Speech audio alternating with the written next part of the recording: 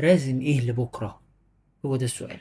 فلو حضرتك من الناس اللي باصص لليوم على انه يلا اهو يوم ويخلص، اوكي. انا مش جاي النهارده عشان اقول لحضرتك انت بتفكر غلط.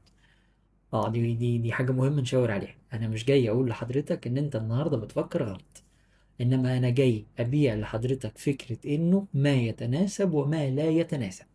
فايه اللي مناسبك اعمله يا فندم. اللي انت حاسس ان هو بالنسبة لك مفيد لخطتك، مفيد لشكل حياتك، مفيد لتطور حياتك، اللي مخليك. اصل خد بالك في حتة لازم تبقى واخد بالك منها.